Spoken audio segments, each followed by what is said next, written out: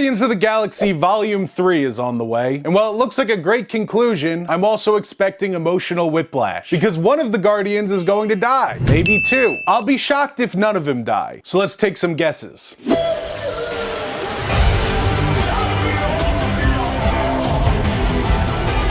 Hi everybody, I'm Oliver the Ricketts, and I love Guardians of the Galaxy. The movies, not the comics so much. Was never a big fan of the comics. But I love the take that James Gunn has had with these characters and making them household names in science fiction cinema. When the first movie released, I saw it 7 times while it was playing at the movies, and I still watch it at least once a year. And when we take out the context of the Marvel Cinematic Universe, which in my opinion is floundering a little bit, still love them, these movies are just very solid science fiction romps with a lot of heart and characters that you really care about. Guardians of the Galaxy Volume 2 was my favorite movie in the Marvel Cinematic Universe for years, until Spider-Man No Way Home came out, and now it's my second favorite. But that's still a really high bar. At the time that this film came out, a lot of the themes at the end of the movie, like Chris Pratt discovering that what he was looking for in this father figure who had abandoned him most of his life, was actually present in the family that he already had. And when Yondu died,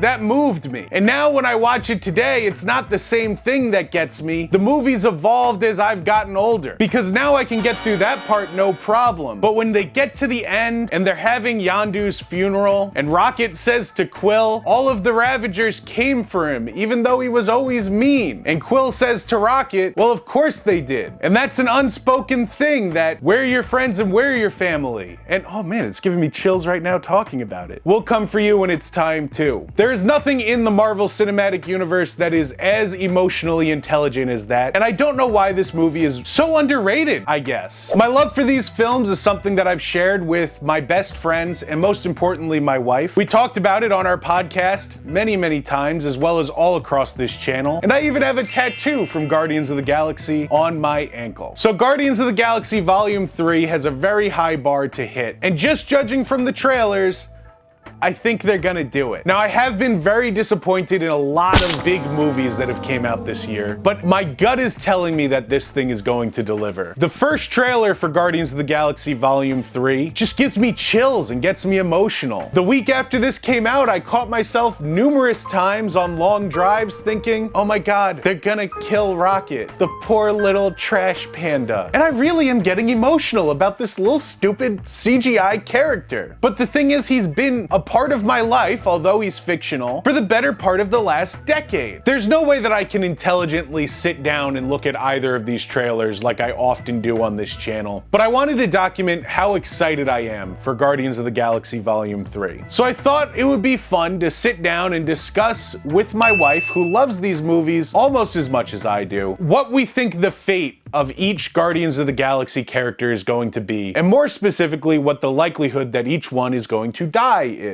Alright, so Guardians 3, it's finally coming. Where's your excitement level for the movie? I mean, it's a 10 out of 10. I'm super excited. The only thing is, I just feel like there have been too many trailers and I'm getting kind of burnt out, and I don't want to watch any more of them until the movie comes out. I mean, I guess they started him kind of early, but also, devil's advocate, I still don't know what the story is. Like, they're making it seem like Rocket is going to die. Yeah, well, I think so, Rocket's going to die. Let me just go see the movie and see what actually happens. So back up for a second. I don't think there's ever a chance of James Gunn coming back. I mean, the cast has been pretty outspoken about not wanting to come back without him. It would be different Guardians next time, I'm pretty sure. Not that none of them could show up in, say, Secret Wars. I definitely don't think that the Guardians as individuals are done, but I think the Guardians as a whole, they're not going to show up as a team ever again. Come back as a full team ever again. No. Which is sad. Let's go through each character in the movie and talk about how likely are they to die, or if they're not going to die, what's going to happen to them. And starting off with an easy one, and not even a is he going to die, is he going to be in the movie? Michael Rooker is Yondu. Obviously, Yondu's not going to die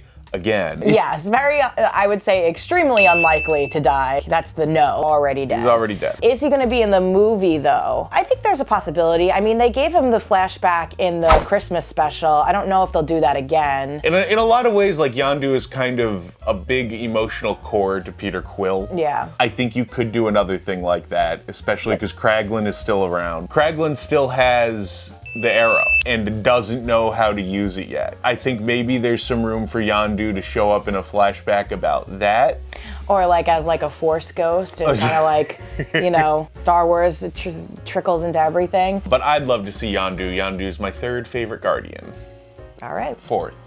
Okay. Adam Warlock. They spent so much time over the last couple years building up for Adam Warlock. Before there were Guardians of the Galaxy movies, I would say Adam Warlock was the most famous Guardians of the Galaxy character. I think we're seeing out of anybody in the trailers the least of Adam Warlock. It's making me think that he probably does have a really big role in it. They really haven't established anything with his character yet. So if you're more of a casual viewer and you're watching these trailers, you're gonna be like, who the hell is that? I think that he's gonna have a very large role in the movie, but they have to establish his character first. But I also think extremely unlikely to die. I see Adam Warlock showing up in Secret Wars. I see him showing up in Kang Dynasty. Cosmo. Okay. Cosmo. I don't think Cosmo's gonna die. No, that would make me very sad. I've waited a long time for Cosmo. Cosmo is my favorite Guardian on the page. We don't know what Cosmo's gonna be like in the movie, really. We only have that little bit from the Christmas special. It's like, obviously there need to be new characters in a third installment, but I feel like this is now another character that should have been introduced, I think, in the second one. I would love to see a really nice Cosmo B story going on. Extremely unlikely to die, in my opinion, but very much looking forward to seeing what he does. Lylla, Rocket's girlfriend. I mean, she clearly dies. Yeah. I mean, that's, to me, very obvious by the trailer. I believe Lylla dies in the very beginning. I agree. I think that she is going to be a motivating force for him. She'll have been experimented on at the same time as him. He'll escape, she won't. Also in Guardians 1, when they do the lineup, she's listed as one of his known associates. So why else wouldn't she have been mentioned by now? Gilmore Girls superstar Kraglin. I think he's a great character. Something to make the other girls go, ooh, that's nice. Also, love how gross his head looks now that he has that fin. He had, I think, one of the most compelling and like saddest lines in Guardians 2. They killed all my friends. Like, okay, he's kind of like a lovable goof. I love Kraglin. I don't think Kraglin's gonna die, and I think extremely unlikely that he dies.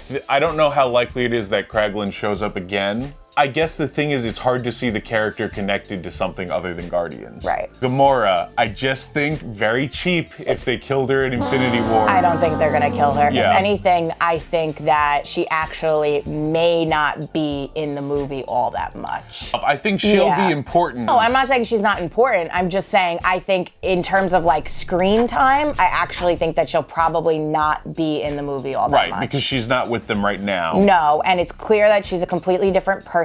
Also, hot take, I do not think they're gonna wind up together, No. Quill and Gamora. Absolutely not. I think if they do end up together, it would almost be too cheesy. I think that's going to be part of the story and why it's sad. Because already we have a fake out death, which I'm not a huge fan of, where it's like Gamora died and yes, that character died, but look, Zoe Saldana's back and she's playing the same character. You have to do something to make it different now. Right, and to make the sadness of Gamora's death stick. But they're not gonna kill her because they've already killed her in a previous movie. Similar vein, Groot dies in the first movie. This is a new Groot. They're not gonna kill Groot a second time. That's just doing the first movie again. Killing him would prove nothing at this point. Yeah, what would like it do? It would just be like, okay. He does say "We are Groot" in the trailer, which is when he dies last time, I guess. Mantis. I don't think Mantis dies because she's one of the characters I would actually bet you could work in pretty nicely as a cameo somewhere else. I know it's the third one, the last one, and there need to be stakes, but I don't think that Mantis dying is a big enough stake. I think if they're gonna kill somebody, it's gonna be someone we've been with since the first movie. Exactly. All right, now the next one, I think almost definitely Drax. Yeah, I unfortunately also think Drax is pretty much a definite at this point. And I don't think Drax makes it that far into this movie either. But I just think that based off of the character, the arc of the character, which has already been done, and the fact that Dave Bautista had such a big blowout with Disney. And for all these reasons, he's out. He's done. Drax probably died always before he called Disney